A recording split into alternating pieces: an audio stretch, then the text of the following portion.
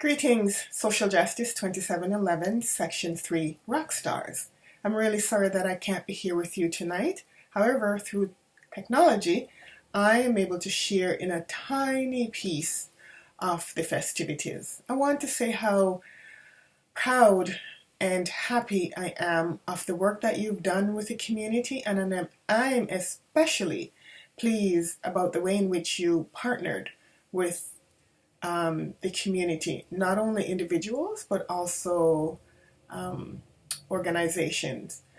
The work that you've done is a testament to the kind of work that the social work profession can take on in our work with community and individuals. So you've asked me then to speak on two things, student-centered learning and community service learning. And I'm going to speak about both, specifically in relation to your project this semester. So student-centered learning is a concept that helps both the teacher and the learner. In my case, I call myself a facilitator.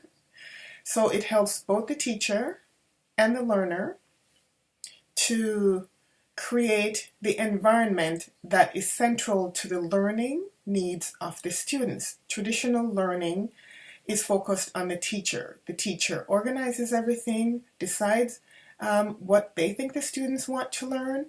They structure the classroom environment, and everything is structured. Student-centered learning actually breaks that mold and provides the space for the facilitator and the students to create the learning environment and to partner in sharing power inside the classroom and outside because of the kind of work that we do, and shape the learning experiences according to the students' needs. So as you can see, the learning is centered around the students' needs, not the facilitator's needs. And so when student-centered learning is practiced to the fullest, students actually assist with, or with guidance, organize the class, decide on the shape of the class, when the class starts, when they take a break, when it ends. They assist or contribute to the evaluation of the course, so feedback to the professor or the teacher or the facilitator. And also they help to design assignments, and they also help to grade themselves. We did all of this past semester, and that's integral to the way in which students take responsibility for their own learning. So myself, as a guide, is there at all times to help students navigate their way in the learning and teaching space, to support them when they don't understand something or when they're not clear about what to do in some ways, and also to provide them with other resources, which could mean my own personal experiences.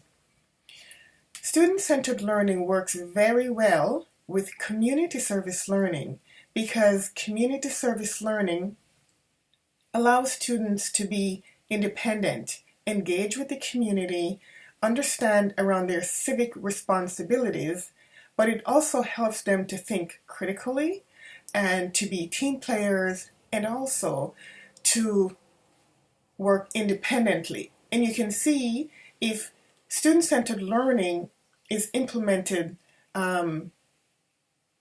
strongly or correctly, you can see how it dovetails nicely into community service learning, because students will learn at their own pace and the kinds of things they want to learn when they're working with the community.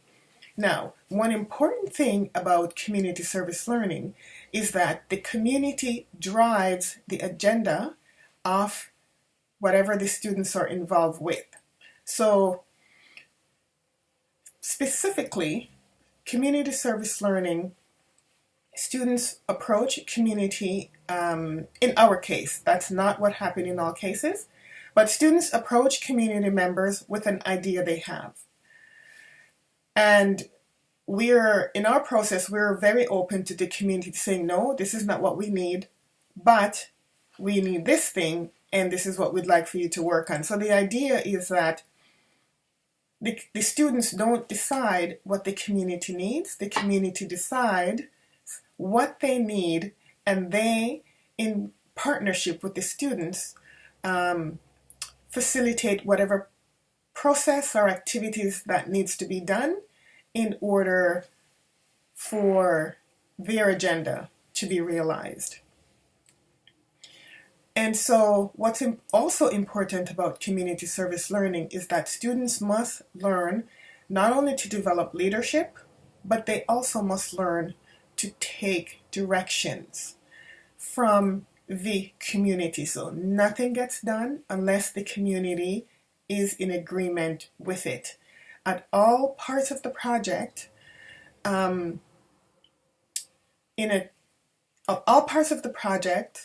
students must check in with the community to see if this in fact is what they want, and they need to change things according to the community's direction if where they're going or what they're doing is not what the community want.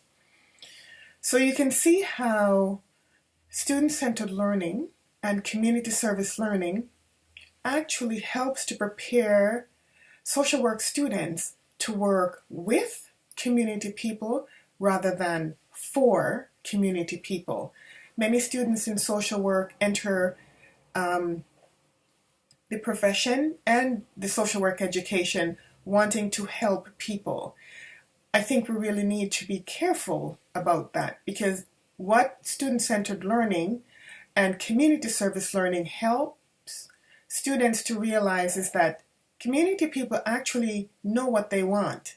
What they need is help to access resources or help to move things along because they already know their agenda, right? So the traditional sense of helping people is not where service learning is at, or community service learning. But again, you can see how both concepts, if practiced appropriately, will help to strengthen social work skills and help to ground them in the social justice framework, so that when they get out there to practice social work, that they will already have the foundation for practicing with people as opposed to for people. That's it for me. If you have any questions about service learning or student-centered learning, I refer you back to the rock stars. Thank you.